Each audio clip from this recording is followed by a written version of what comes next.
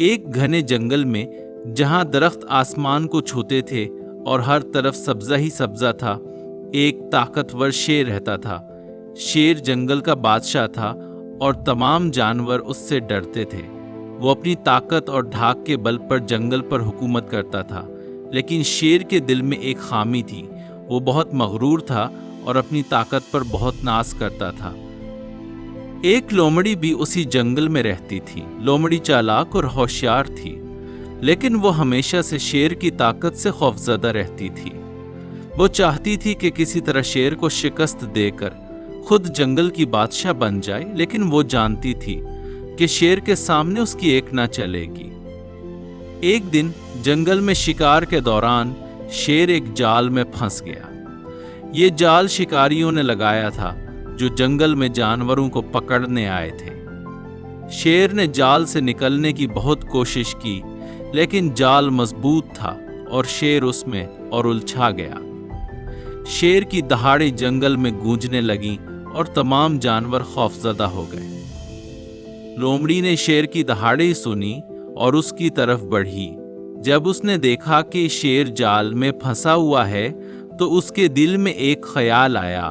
لومڑی نے سوچا، اگر میں شیر کو بچاؤں گی تو وہ مجھے صرف شکریہ ادا کرے گا، لیکن اگر میں اس کی کمزوری کا فائدہ اٹھاؤں تو شاید میں جنگل کی بادشاہ بن سکوں۔ لومڑی نے شیر کے قریب جا کر کہا، آہ جنگل کے بادشاہ، آپ یہاں کیسے پھنس گئے؟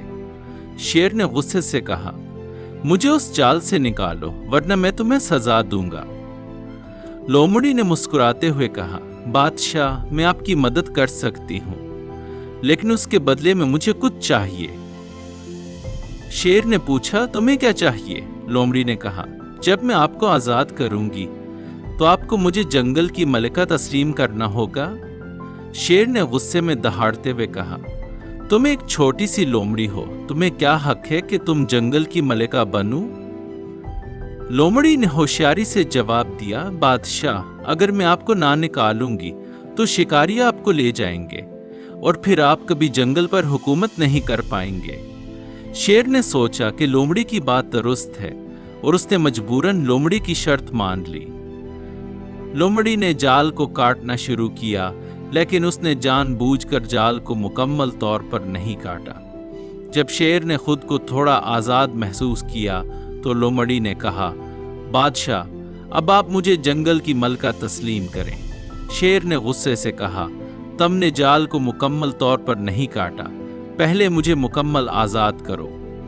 لومڑی نے کہا، نہیں بادشاہ، پہلے آپ مجھے ملکہ تسلیم کریں، تبھی میں آپ کو مکمل آزاد کروں گی۔ شیر نے مجبور ہو کر لومڑی کو جنگل کی ملکہ تسلیم کر لیا۔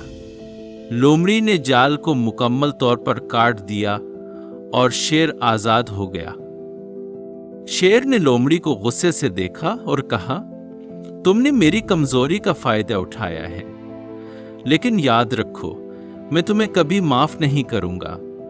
لومڑی نے مسکراتے ہوئے کہا، بادشاہ میں نے صرف اپنی ہوشیاری کا استعمال کیا ہے، اب میں جنگل کی ملکہ ہوں اور آپ کو میری حکم عدولی کرنی ہوگی۔ شیر نے لومڑی کی بات مان لی، لیکن اس کے دل میں غصہ اور نفرت بھر گئی۔ وہ جانتا تھا کہ لومڑی نے اس کی کمزوری کا فائدہ اٹھایا ہے اور وہ کبھی اسے معاف نہیں کرے گا۔ لومڑی جنگل کی ملکہ بن گئی، لیکن اسے احساس ہوا کہ طاقت اور حکومت کا لالچ انسان کو تنہا کر دیتا ہے۔ وہ جانتا تھا کہ شیر اسے کبھی معاف نہیں کرے گا اور اس کی حکومت ہمیشہ خطرے میں رہے گی۔ یہ کہانی ہمیں سکھاتی ہے کہ طاقت اور حکومت کا لالچ انسان کو تنہا کر دیتا ہے۔ ہوشیاری اور چالاکی سے کام لینا اچھا ہے، لیکن اس کا مطلب یہ نہیں کہ دوسروں کی کمزوری کا فائدہ اٹھایا جائے۔